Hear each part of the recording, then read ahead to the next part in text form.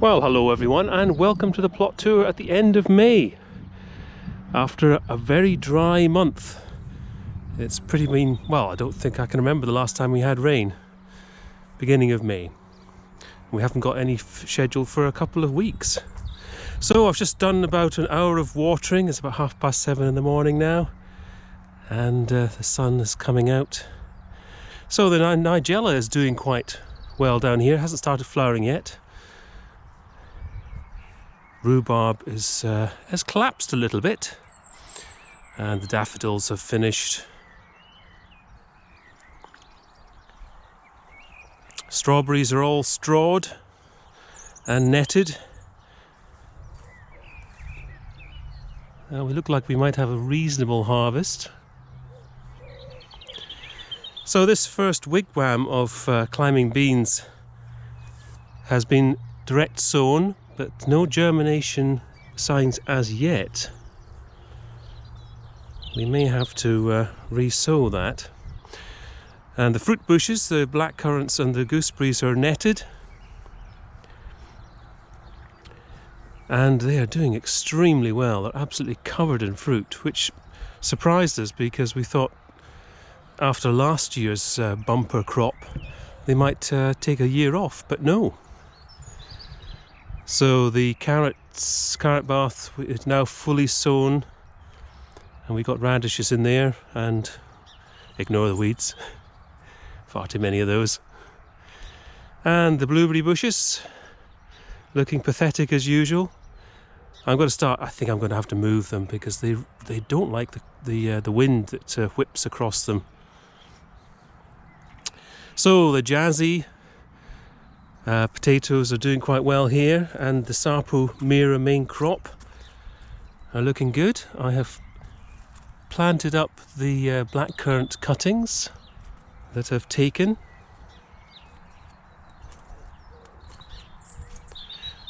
So that rose is nearly there, golden celebration.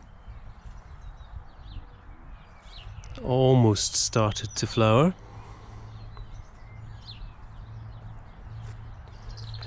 So this bed was the experimental one that was going to be sown and scythed down and sown and scythed down. Unfortunately, the first sowing of 14 different varieties, they didn't germinate, mainly because of the rubbish weather we've had. So we've got a little Waldo blackberry in there, it's doing quite well. So under the domes we've got the courgettes. They were direct sown, and we've got them coming up in both stations. We've got some radish around the corners and some garlic in around this rather healthy looking clover.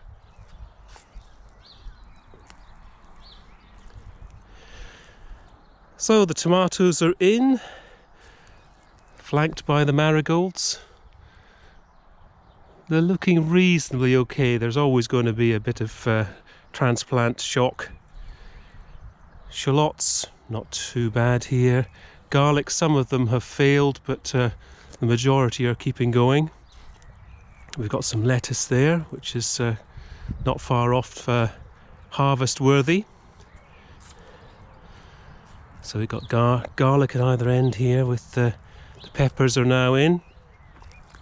A couple more tomatoes down there. This front part of this bed is just waiting to be sown with French beans, which we do have one or two coming up here, but the bean germination in general has been quite slow. So a foxglove, self-sown. There's quite a few of them along here, so they're probably going to be for next year. The cherry tree has a cherry on it. It looked so promising at the start of the year, but it looked like it set a lot of fruit, but sadly not. So the tomatoes that have gone in here, yes, they really are that yellow.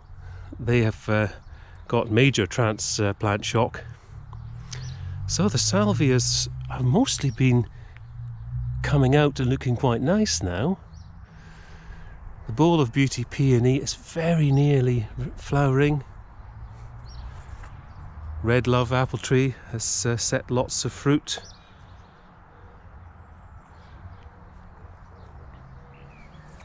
The rosemary bush has pretty much finished flowering. I was able to cut some of that back. So we've bought and planted up quite a lot of dahlias. These are the couple of spare, just in case there's any fails. The Waldo up here is setting lots of fruit.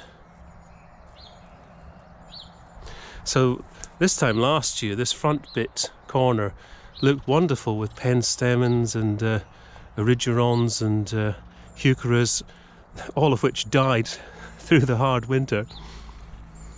Hosta didn't. We've got the iris flowering. We've covered over the water lilies to stop the foxes from nipping off the flower buds, which they have a habit of doing.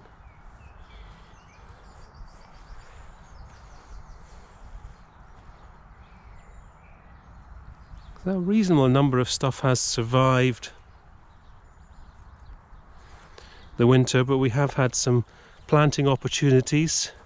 Got a couple of Nicotiana in there and a marigold. Clematis is coming back, thankfully. I've just potted up a gooseberry that tip layered itself.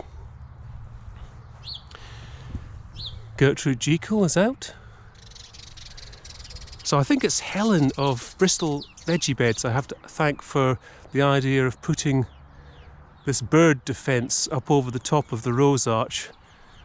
It looked like an albatross had landed and had diarrhea. It was so bad with major pigeon splattage that I had to do something about it. So poor old Pluot has a lot of dead bits on that tree that I'm going to have to cut back. Raspberries are doing okay, except for there was a little area here where I think probably a young fox has gone and decided to have a play fight or something and crushed it to bits. So we have a plum. Just the one. On 6 trees. So sweetcorn, direct sown, germinated. That's the first 8 we've got there. We're going to have another 8 at the front. That worked last year for staggering the harvest. So parsnip germination along here has been very good. Happy with that. So cabbages are in, and these are the more mature lettuce, so they are ready to harvest. Garlic is looking well. It's in that sort of area before it starts getting covered in rust and affected by various ailments. So lots of things going on in here. There's peas up the middle, there's spring onions, there's beetroot, there's radish, there's lettuce, there's garlic. And so this is a pretty good polyculture bed, except of course there's been a few failed germinations. So there's plenty of apples set on the espaliers. There are some pears.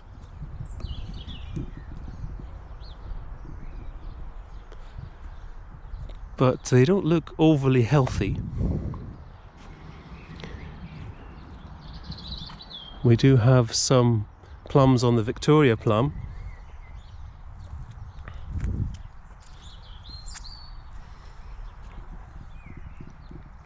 Chives are looking nice.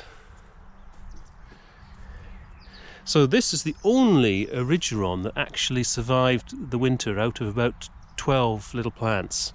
Well, actually, weren't that little. And we've got new dahlias coming up. Unfortunately, the pinks on either side of the pathway here, the only 2 that look like they have survived are the ones down at the end. Waldo's looking nice.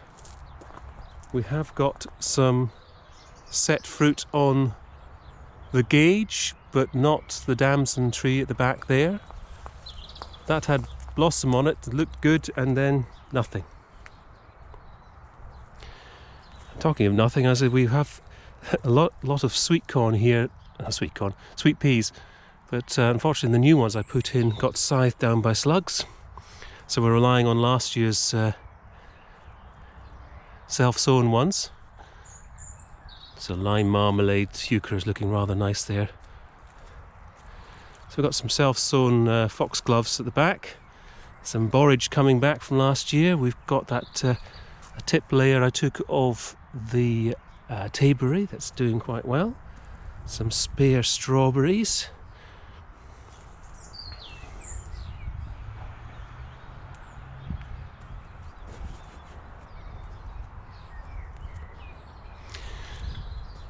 So nothing in the rain gauge, for, as I said, it's been pretty dry.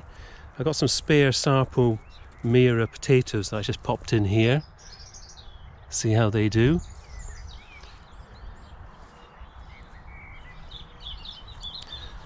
And there we are, on a nice sunny morning in May. Hope everyone's well. I'll catch you in the next month's video. Bye for now.